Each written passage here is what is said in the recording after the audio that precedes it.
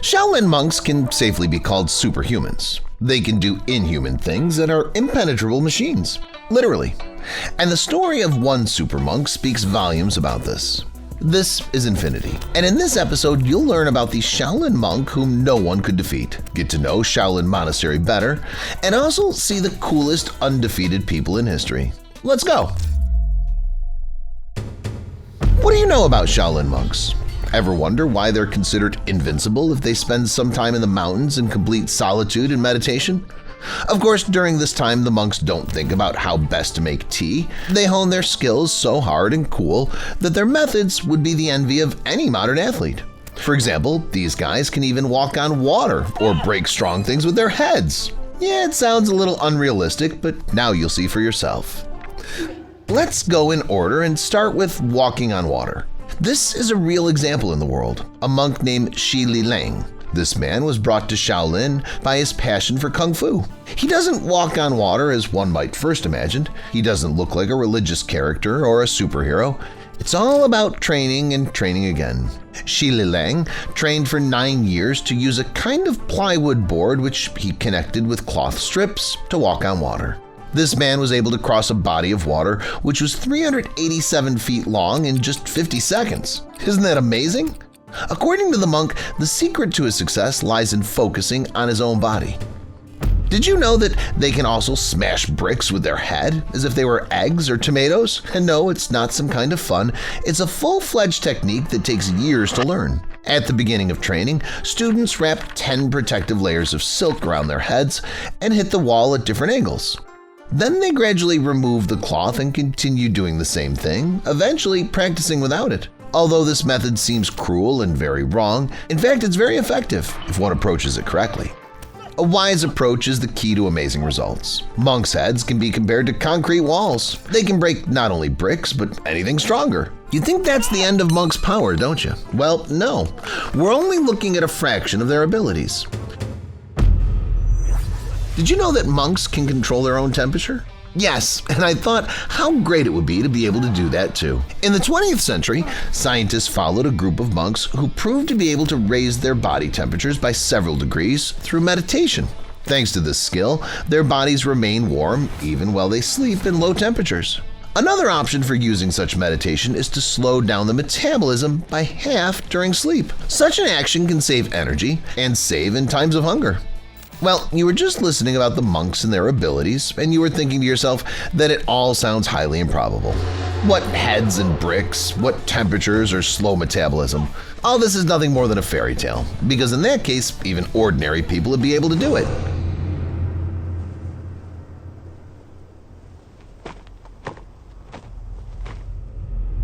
But here's a great example of a real-life fighter who actually fights for the monks. His name is Yi Long. There's not much information about this fighter on the internet, but the information that we have is enough to make you surprised.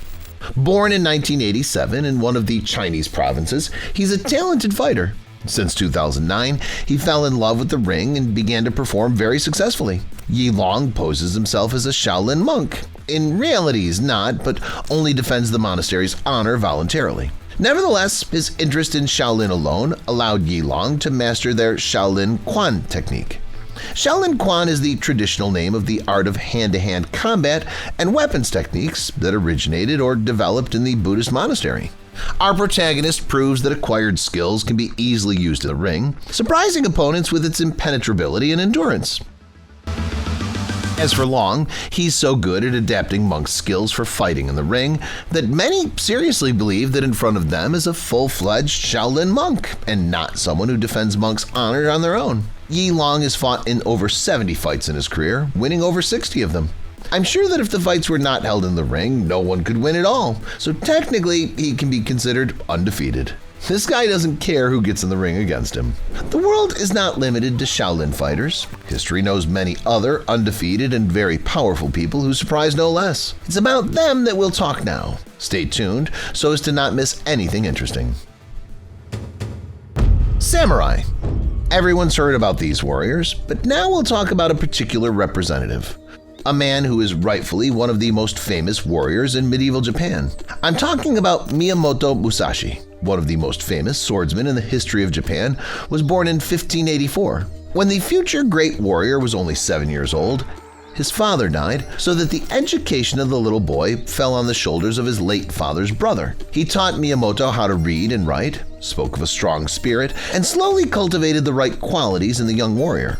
If the legend is to be believed, Musashi didn't wait until he was of legal age. He challenged the wandering warrior when he was only 13 years old. His uncle quickly found out, but there was nothing he could do to stop the duel. It was the norm in their land. To his and the crowd's amazement, Musashi overpowered his opponent in a few deft moves, and at the same moment, he took up the path of a warrior. This warrior did not know the taste of defeat. After 3 years of training at home, Musashi left his homeland and wandered across Japan. He walked, seeking new adventures, and at the same time participated in duels, from which he always came out the winner. In 1600, the war between the two clans began, in which Musashi took part out of personal gain. First, he was offered a handsome sum of money, and second, who wouldn't mind combining business with pleasure? In addition to earning money, he could also sharpen his skills.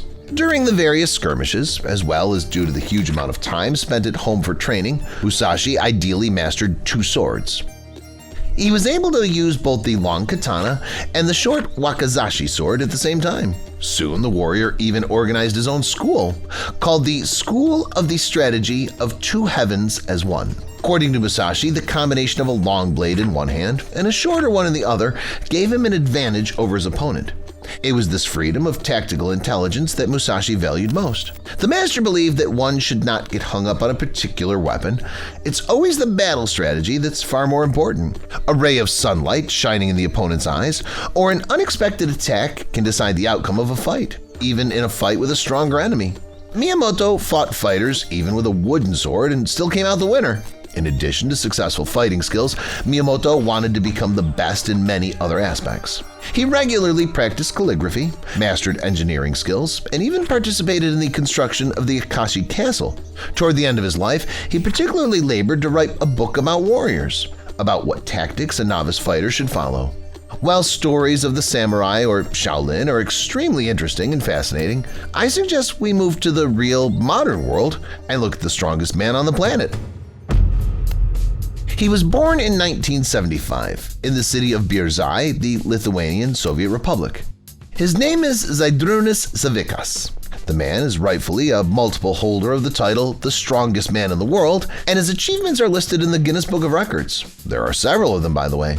One of his first records in Lithuania is squat with a barbell weighing 882 pounds and a total weight of 2,205 pounds in powerlifting. 2 years passed and Savikas distinguished himself again, this time winning the Arnold Classic. In the future, he would win 7 more times, becoming 13 times world champion and 16 times Lithuania's strongest man. That's how powerful this guy is.